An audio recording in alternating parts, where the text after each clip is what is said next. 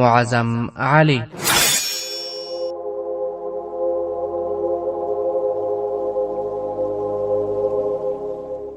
د ایمان، وطن او عدالت لپاره د انګریزي استعمار پر وړاندې د مبارزې اتل.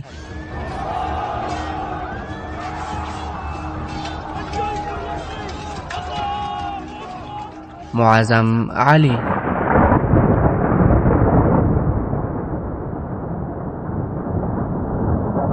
یویشتمه برخه.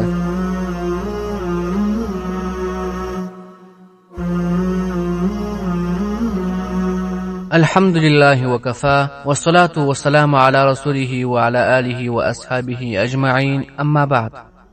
وړونو، په تېره برخه کې مو وویل لږ ځن وروسته پر اوښانو سپاره کمپ ته ننوتل. یو ځوان په منډه راغلی او په لوړ غږ یې وویل: اکبره اکبره، معظم علي راغلی. اکبر خان په بیړه له ځایه راجګ سو او پوښتنه یې وکړه: چیرته دی؟ ځوان ته د په جواب کې د اوښانو سپرو ته اشاره وکړه. اکبر خان په منډه وړاندې ورغلی. معظم علي پر یوه اوښ سپور و، مخ یې په ګردونو کې پټ و او چپنه یې په وینو سره وه. د هغه ورمېږ کښته و او سترګې یې پټې وې او د اوس مهار یې په لاسو کې سست نیولی و. اکبر خان د هغه له لاسه د اوس مهار واخیست او ترې ویې پوښتل: ورور جانه، ته څنګه یې؟ ټپي سوی خو به نه یې؟ معظم علي په نیم بېهوشه حالت کې سترګې راپورته کړې او په ستومانه غږ یې وویل: زه رک روغ یم. اکبر خان د اوښ مهار راکش کړ او هغه یې چوک کړ. معظم علي لاندې راکوز سو. اکبر خان د هغه پر لستوڼي د تازه وینو خاپونه ولیدل او په غرو یې نیولې غږ یې وویل: ورور جانه، ته خو ټپي یې؟ معظم علي په مسکا وویل: دا هسې معمولي ګرېدلی دي. نجیب الدوله وړاندې راغلی او ویې ویل: معظم علي، ته چېرته وې؟ معظم علي په زنګېدلو ګامونو د نجیب الدوله په لور څو ګامه واخیستل. ویې ویل: زه ډېر لیرې ولاړم، خو نور یې ناڅاپه ځواک ختم سو او پر مځکه راپرېوت. اکبر، نجیب الدوله او حافظ رحمت الله خان په یوه وخت ور وړاندې سول او هڅه یې وکړه چې راپورته کړي. یوه سرتېري د اوبو پتک راواخیست او د هغه پر شونډې یې کښېښود. معظم علي څو غړپه اوبه تر ستوني تېر کړل. بیا یې وویل: تاسو هېڅ اندېښنه مه کوئ، زه به اوس بېرته پر حال راسم، غواړم لږ ویده سم. حافظ رحمت الله خان د هغه له ستوڼي څیرې کړ. ټپ یې ولید. ویې ویل: ټپ یې معمولي دی، څه اندېښنې ته اړتیا نشته.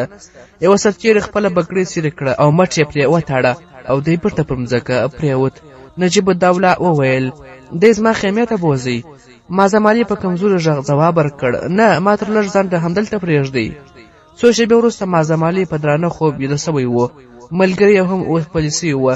یو ځوان نجیب الدوله ته کیسه کوله: موږ تر 40 میله پورې پر دښمن پسې وو، اسونه مو مړه سول، بیا پلي ورپسې وو. دغه اوښان مو له مراټیانو څخه نیولې وه او زموږ 50 تنه ملګري پلي راپسې دي. لږ ځان وروسته احمدشاه ابدالي له خپلو جنرالانو سره په ګزمه دلته راغلی. چې معظم علي ته رانږدې سو، پوښتنه یې وکړه: دا څوک دی؟ نجیب الدوله ځواب ورکړ: علي حضرته، دا معظم علي خان دی، مراټیان یې پسې اخیستې وه او همدا اوس بیرته راستون سوی دی. احمدشاه ابدالي وویل: د ده ټپ خو به ډېر ژور نه وي؟ نجیب الدوله وویل: نه علي حضرته، دی ډېر شتمانه سوی دی. شاه ولی خان وویل: ما دی په ډګر کې ډېر ځله ولیدی، که تر اوسه پر دښمن پسې وي نو دا معجزه ده چې ژوندی پاتې سوی دی. ابدالي بابا وویل: دلته یخني ده، دننه خیمې ته یې بوځه. اکبر خان معظم علي تر مټ ونیوه او ویې خوځاوه. هغه سترګې وغړولې. چې ابدالي بابا یې په مخ کې ولید، راجګ سو او په ادب ودرېدی.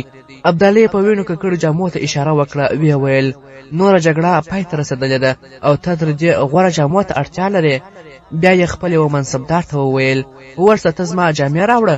څو ورځې وروسته د احمدشاه ابدالي پوځونو د ډهلي په لور مخه کړه. د پانیپت ماته د مراఠي تاریخ یو بشپړه ماته وه. لهرکر، داماجي ګیکوار، نارو شنکر، مهادیوجي سندیا او نانا پرنویس نه پرته ټول مراఠه سرداران ووژل سوه. ابراهیم ګاردي چې د مسلمانانو تر ټولو ستر خائن ګڼل کېدی، له نیول کېدو وروسته ووژل سو. شمشیر بهادر، انتاجي منګیشور ټپیان سول او وترشېدل، خو په لاره کې مړه سول. د مراఠیانو له ستر پوځ نه یوازې 4مه برخه داسې وه چې بیرته د خپل وطن لیدل په نصیب وه. احمدشاه ابدالي هم د دې بري لپاره ډېر درنه بیه ادا کړه، خو هغه ستر ارمان ترسره سوی و چې د هغه لپاره دغه جګړه وسوه. شمالي هندوستان ته د مراټانو د پښو غځولو ارادې د تل لپاره له خاورو سره خاورې سوې. قدرمنو اورېدونکو، څو ورځې وروسته افغان پوځونه له ډلې نه د باندې پړاو واچاوه او په ښار کې د پانیپت د بري په ویاړ خوشحالي لمانځل کېدلې. د جمعې په ورځ په جامع جومات کې د اختر په څیر خوښي وې. د ښار په اوسېدونکو سربیره پوځي منصبدارانو او سرتیري په شاهي جماعت کې د ننه او له جومات نه د باندې په پراخ ډګر راټول وه.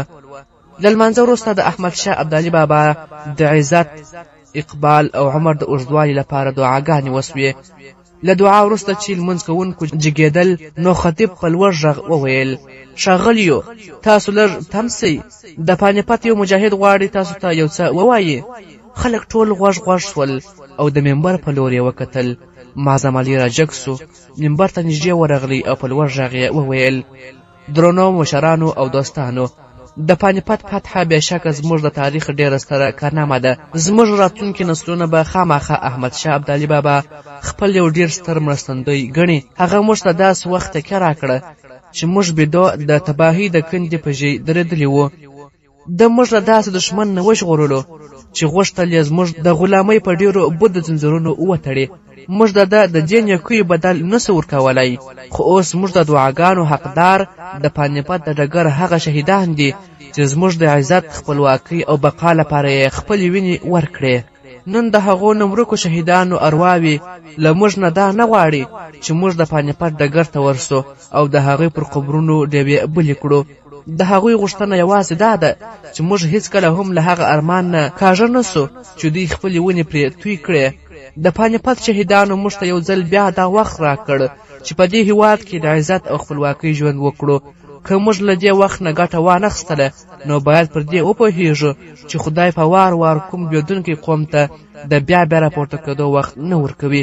زموږ ستر مرستندوی ابدالي بابا په یوه داسې وخت کې د نوي ژوند پیغام راکړ چې پر دروازو مو مرګ پهره کوله. هغه یو تیت او پرک مایوسه او بېوسه کاروان راپورته کړ او بیرته یې د ژوند پر واټ برابر کړ. اوس پر دې فکر کول زموږ کار دی چې راتلونکي پړاو مو کوم دی. زموږ د تیر وخت کومې غلطۍ وې چې د هغو له سببه د مراټانو د وحشت توپان تر اټکه پورې ورسېد، او له موږ نه زموږ راتلونکي او حال څه غواړي.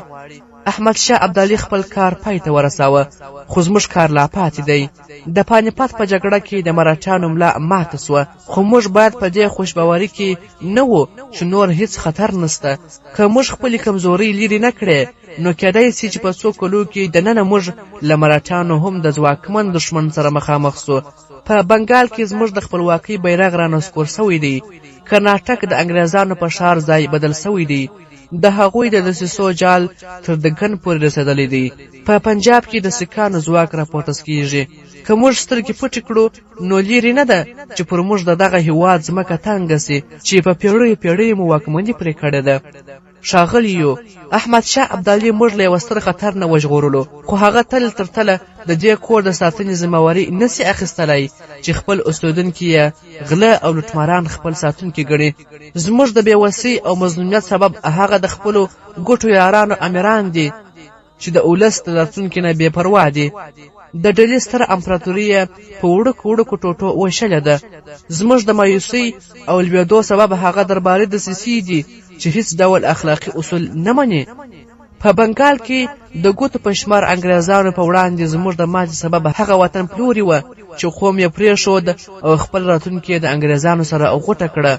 او که اوس د بنګال له پیښو نه عبرت وانخیست او همدغسې تیت او پرک وي او پر یوه مرکز د راټولېدو جوګه نسو، نو د بنګال تاریخ په د دې هیواد په هره ګوشه کې تکراریږي. د کوم قوم لپاره به تر دې بل ستر عذاب څه وي چې وطن پلوري د عزت او خپلواکۍ ساتونکي سي او حارس بخت ازموینکي یې د واک پر تخت ډډه ولګوي. د تیرې نیمې پېړۍ له پیښو نه دغه حقیقت ډېر ښه روښانه کیږي چې دغه دنیا کوم بېوسه قوم ته د عزت او خپلواکۍ د ژوند حق نه ورکوي. کوم قوم چې د راټولېدو مرکز نه لري او سره تیت او پرک وي، هغوی به خامخا د انساني لیوانو ښکارځای ګرځي. نن په دې جومات کې هغه خلک سته چې حقیقت خوښونه یې موږ له راتلونکي خطرونو نه ژغورلی سي. نور هغه مهال را رسېدلی دی چې د هیواد هوښیار خلک د هغو مقام غوښتونکي پر خلاف د ولس د پوښتنې او احتساب روحیه راویښه کړي چې د هغوی د تیرویو او ظلم په سبب زموږ دفاعي ځواک دومره کمزوره سوی دی چې د خپل ډیر وړوکي دښمن مقابله هم نسوی کولی.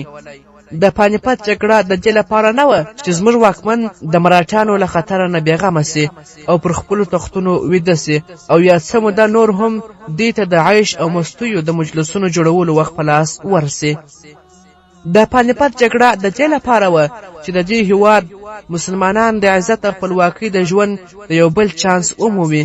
زه د دې هیواد د حکومت له دعوادارانو نه دا غوښتنه کوم چې له تېرو وختونو نه عبرت واخلي او هغه غلطي بیا ونه کړي چې د هغو په سبب زموږ په بنګال کې د یوې عبرتناکې تباهۍ سره مخامخ سوي یو.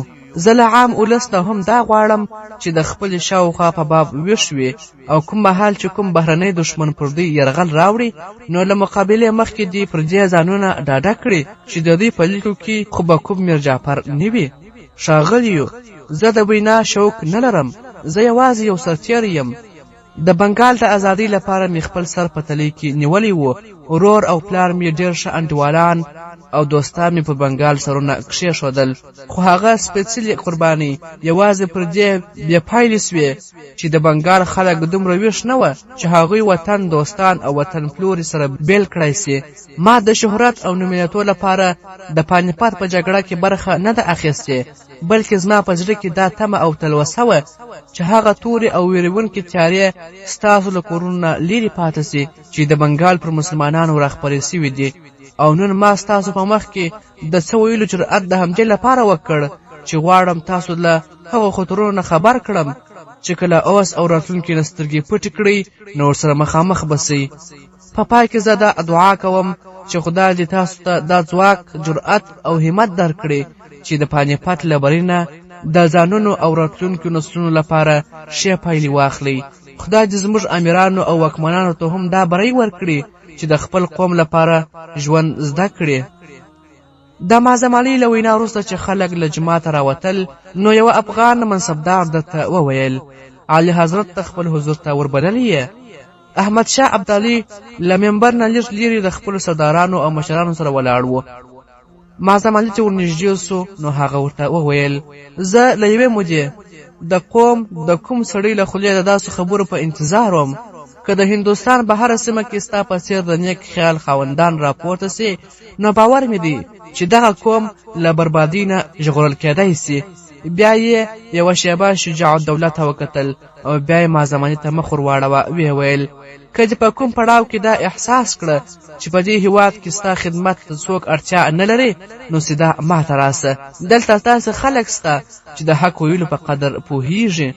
سبا ته معظم علي د ماپښین د لمانځه وروسته له جامع جومات نه راوتی چې د نجیب الدوله د پوځ یو سرتیری یې ولید.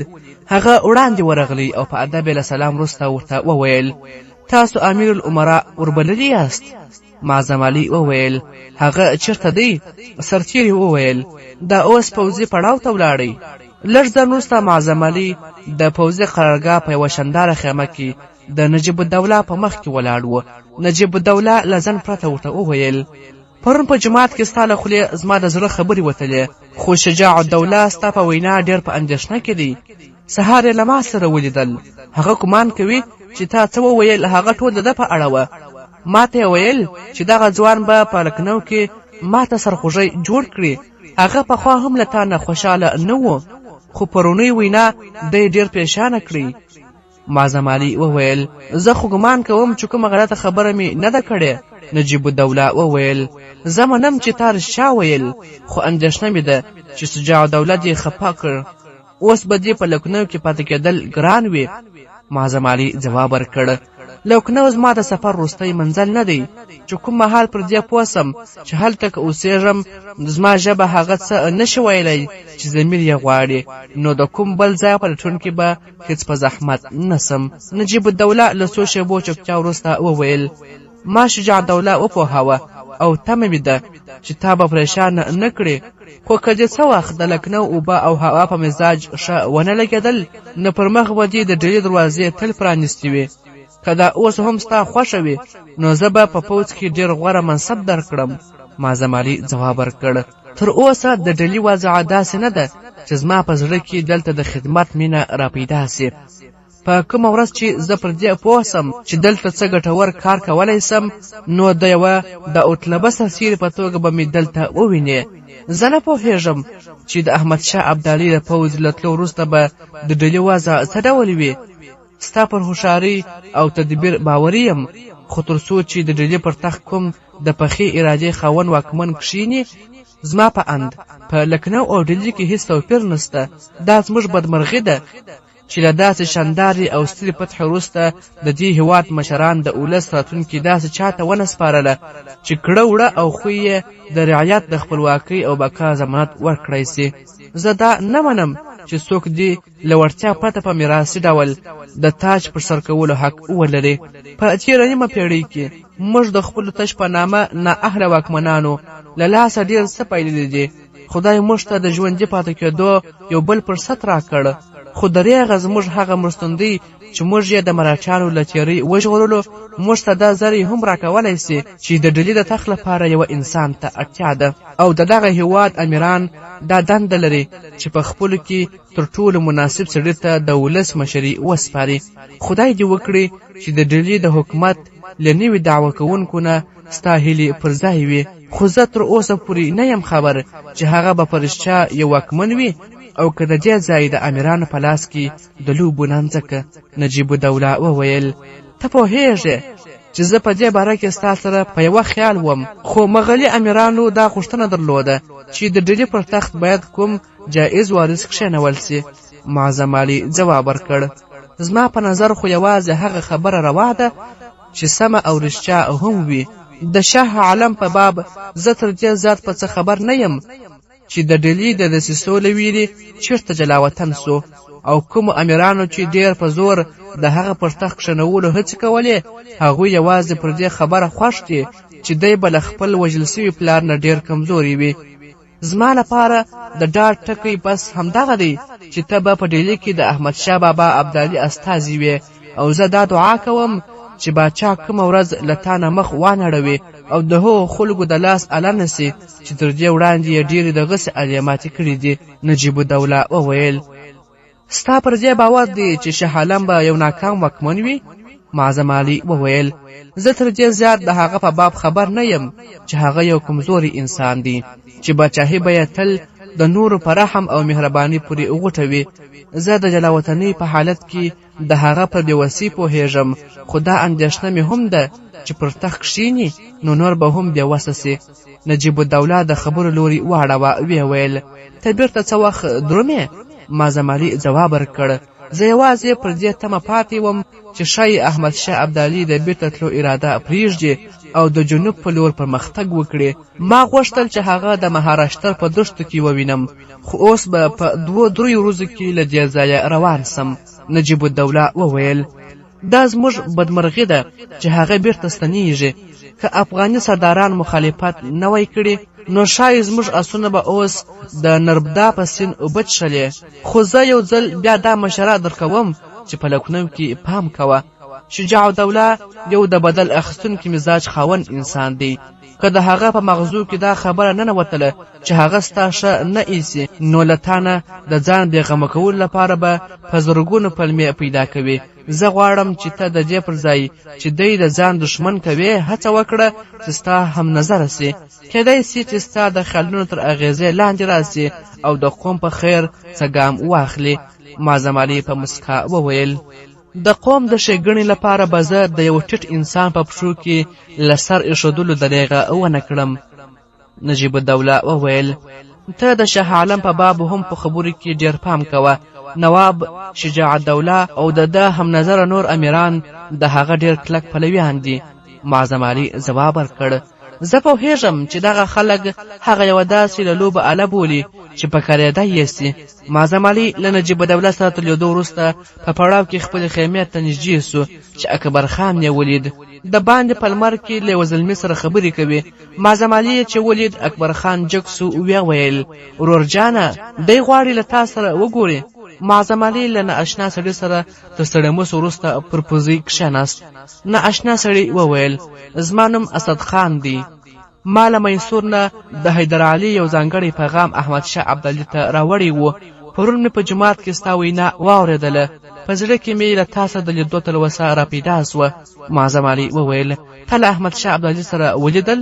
نااشنا سړي وویل: هوکې، تر 3-4 ورځو پورې بیرته ځم. پرون مې ستا خبرې واورېدلې.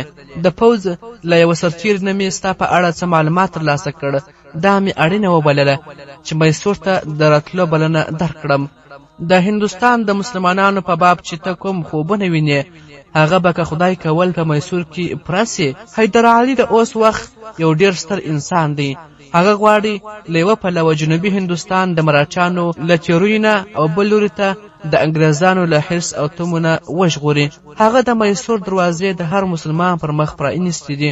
هغه ورځ لرې نه ده چې تاسو دا واورئ چې د جنوبي هندوستان ټول مسلمانان هغه خپل ژغورونکی ګڼي.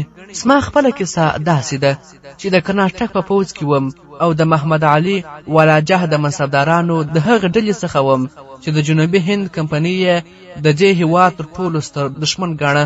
کله چې انګریزانو له نواب سراج الدوله سره جګړه پیل کړه، نو محمد علي د مدارس د والي په غوښتنه د ختیځ هندوستان انګریزي سوداګري کمپنۍ د ملاتړ لپاره د 2 ډلګیو د استولو ژمنه کړې وه. زه یې د دغو ډلګیو د قومندان په توګه غوره کړم، خو ما ونه منله. پر دې یې ماته د بغاوت په جرم 15 کاله د بند سزا راکړه. خو له 6 میاشتې بند وروسته ماته د تیښتې زمینه برابره سوه او نیغ سرنګاپتم ته ولاړم. د حیدرعلي په سپارښت یې ماته د میسور په پوځ کې دنده راکړه. هغه مهال ما دا ګمان نه کاوه چې د میسور د راجا دغه زورور سرتېري به یو ورځ د جنوبي هند د مسلمانانو تر ټولو ستر ساتونکی سي. که ته د کوم داسې چا په لټه کې یې چې د هندوستان بېوزلو او مایوسه مسلمانانو ته سمه لاره وښودلی سي، نو کومه ورځ سرنګاپتم ته خامخا راسه. زما باور دی چې تاسو به مایوسه نه سئ. ته چې هغه ته ورسې، دې ته اړتیا نسته چې ووایي څوک یې. د هغه جوهر پیژندونکی نظر به ستا له څېرې نه ستا د زړه راز په خپله معلوم کړي.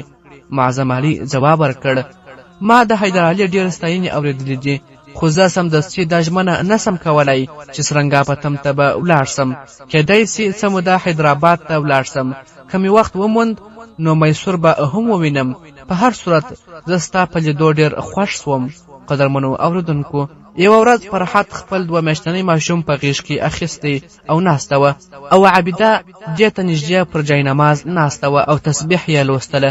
صابر سانیولی راغلی او خونې ته یې وروکتل. ویې ویل: بیبي صاحبې، خان صاحب راغلی. د فرحت څهره له خوښیو وپړکېدله. عابدې الحمدلله وویل او په سجده پرېوته. څو شېبې وروسته په زنو کې د پښو غږ اوچت سو. فرحت ماشوم پر بستره سملاوه. معظم علي السلام علیکم وویل او خونې ته وننوت. د فرحت په سترګو کې په زرګونو دعاګانې وې او راجګه سوه. بیا دغه دعاګانې په اوښکو بدلې سوې او په سترګو کې یې وځلېدې. ویې ویل: بری دې مبارک سه. عابدې سر له سجدې راپورته کړ. معظم علي ته یې وکتل او هغه سلام ورته وکړ. بیا ماشوم ته نږدې پر یوه کرسۍ کښېناست. عابدې دعاګانې ورته کولې او ماشوم یې له بسترې نه راواخیست او معظم علي ته په غېږ کې ورکړ. ورته ویې ویل: ته تر ټولو مخکې باید ده ته پام وکړې. معظم علي شرمېده. پوښتنه یې وکړه: ترور جانې نوم دې څه پرېښی دی؟ عابدې وویل: زویه، موږ هره ورځ پر ده یو نوی نوم ایږدو. شیر علي ټینګار کوه چې صدیق علي نوم پر کښېږدو. خو فرحت ویل چې ستا تر راتلو پورې به انتظار وکړو. معظم علي وویل: صدیق علي ښه نوم دی ترورې. څنګه فرحت، ستا څه خیال دی؟ فرحت تر اوسه د خوښۍ په 2م اسمان کې وه. ځواب یې ورکړ: پر ما یې هر نوم ښه لګېږي. عابدې وویل: زویه، زه ډوډۍ درته راوړم. معظم علي ځواب ورکړ: نه ترورې، ما په لاره کې ډوډۍ خوړلې ده، ته مهرباني وکړه. فرحت ته هم کښېنه. مور او لور دواړه پر کټونو کښېنستلې. عابدې وویل: زویه، اکبر خان دې ولید؟ معظم علي وویل: ترور جانې، اکبر خان له ما سره و. په جګړه کې د هغه د میړانې کیسې تر لیرې ځای رسېدلې. فرحت وویل: تېره میاشت له حیدرآباد نه د شیخ فخرالدین لیک راغلی و. لیکلي وه چې له اکبر خان سره یو ځای خامخا حیدرآباد ته راسه. معظم علي وویل: نور تر 2 میاشتو پورې زه نه غواړم چې له کوره ووځم. کیدای سي چې راتلونکي کال ته هلته ورسم. ته او کاکا نوی به هم را سره وئ. عابدې وویل: زویه، چې کله په پانیپت کې ستاسو د بري زیری راغلی نو لکنو یې په ډیوه روښانه کړ. صابر پر دې ټینګار کوه چې زموږ پر کور باندې تر ټولو ډېر ډیوې بلې وې. د جشن په شپه زموږ د کور په هره ګوښه کې ډیوې بلې وې، بیا په نور ښار کې یوه شپه ډیوې بلې وې، خو صابر تر 7 شپو پورې ډیوې بلولې. ته اوس په ډاډه زړه د جګړې کیسه راته وکړه. معظم علي د پانیپت د جګړې کیسه پیل کړه. فرحت وویل: ستا خبرو ته صابر تر ټولو زیات ناکراره دی. لږ په لوړ غږ خبرې کوه. زما باور دی چې هغه د دروازې تر شا ولاړ دی. معظم علي په مسکا وویل: صابره، دننه راځه. صابر خونې ته ورغلی او پر غالۍ کښېناست. بیا معظم علي د جګړې د پیښو کیسه پیل کړه او د صابر د زړه درزه به کله زیاته او کله کراره سوه. د پانیپت د وروستیو پیښو له کیسې وروسته صابر خپ او چوپ جګ سو او د باندې انګړ ته ووت. لږ ځنډ وروسته د کور نور نوکران او د شاوخوا کورونو خلک پرې راټول وه او د معظم علي او اکبر خان د میړانې او زړورتیا کیسې له یو څه رنګ او روغن سره ورته کولې. قدرمنو اوریدونکو، د پانیپت له جګړې وروسته د هندوستان د نورو ښارونو په څیر د لکنو په مسلمان ولس کې هم یوه نوې جذبه راویښه سوه. د ښار په کوڅو او بازارونو کې د بېوزلو له جونګړو نه نیولې د شتمنو تر ماڼیو پورې د هغو تریالیو د میړانې کیسې پر خولو زمزمه کېدې چې د مرهټیانو ستر ځواک یې ځپلی و.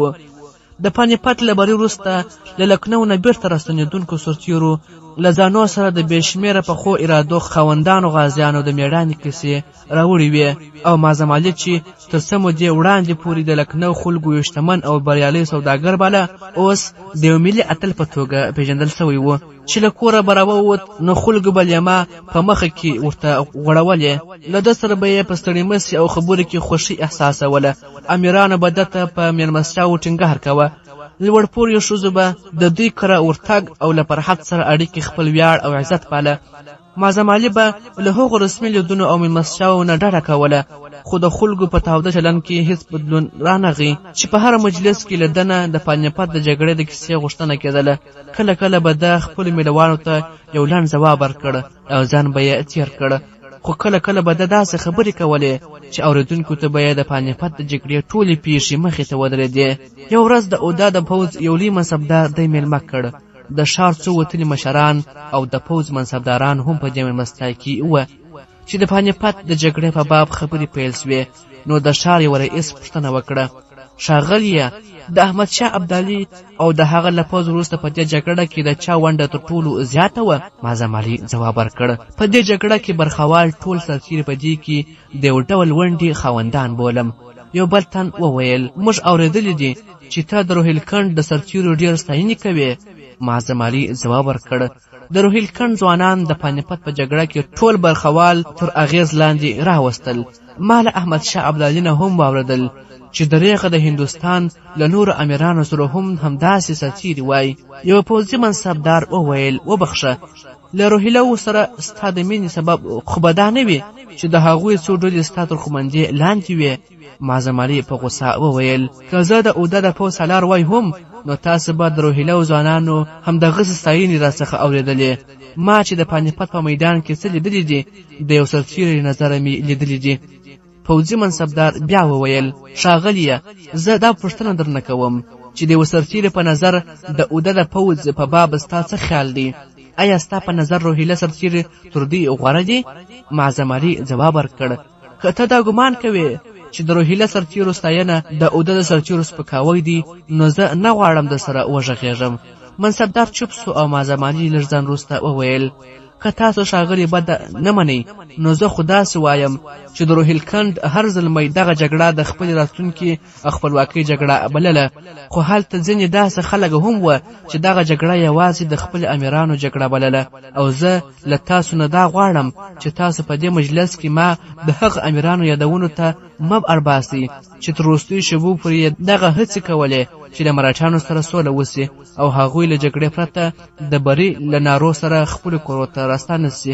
د یو شتمن زوی وویل: تاسو خو له دې انکار نسئ کولی چې د پانیپت په جګړه کې موږ تر ټولو سترې قرباني ورکړې او د احمدشاه ابدالي د زرګونو پوځیانو د وژل کېدو پایله دا سوه چې افغان سردارانو تر ډهلي له وړاندې تلو نه ډډه وکړه.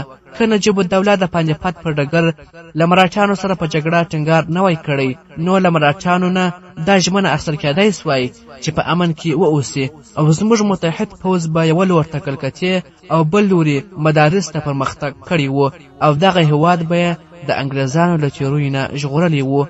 معظم علي ځواب ورکړ، دا د دې هېواد بدمرغي ده چې ځینې خلک یې له دې پرته چې توره له تیکې راوباسي فکر کوي چې د غلیم سر غوڅ سو.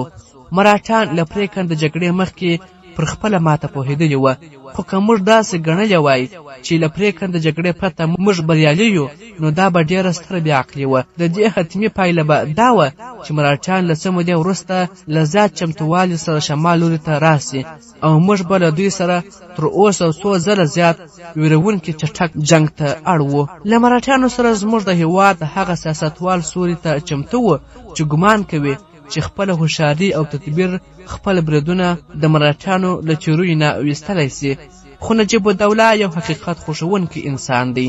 هغه پوهېده چې مرهټیان یوازې پرېکنده جګړه سیمې لارې ته را اړولی سي. تاسو کوم څوک باید په دې خیال کې نه وي چې هغه مرهټیان چې په تېرو څو کلو کې یې په سلګونو ښارونه او په زرګونو کلي لوټ او تالا کړل، پانیپت ته له رارسېدو سره له جګړې زړه توري سول. او تاسو باید په دې خوشباوري اخته نسئ چې که هغوی ته دا وخت ورکړی سوی وای چې له دې ډګره ژوندي ولاړ سي، نو دوی به په بیرته ستنېدو کې له ډهلي نه تر دیکنه د لارې هر کلی نه و برباد کړی. دا بیا څوک ویلی سي چې دوی به سیده خپلو کورو ته د اګرې او لکنو غوندې ښارونه خپل پړاوونه نه جوړول. زه اوس افسوس کوم چې له تاسو نه لږ کسان د دې سیلاب رښتینی اټکل کولی سي چې له پونانه راووت او تر پانیپته پورې راورسېد. تاسو باید د خدای شکر ادا کړئ چې د دې سیلاب مخې ته یې یو ستر غر ودراوه، که نه نو د دې هېواد هغه امیران چې په خپل عقل نازیږي دا توان یې نه درلود چې د دې سیلاب د معمولي څپو مخه ونیسي. احمدشاه بابا ابدالي په داسې مهال موږ ته تکیه راکړه چې موږ د تباهۍ پر وروستیږي ولاړ وو. اوس که موږ د انسانانو په څېر ژوندي پاتې کېدل زده کړو او امیران مو د ډله ایز مرګ د لارې پر ځای سره یو او متحد سي او د ټولنیز بقا لپاره هڅې وکړي، نو موږ به له څه ستونزو پرته دغه هېواد د انګریزانو له حرصونو نه وژغورلی سو.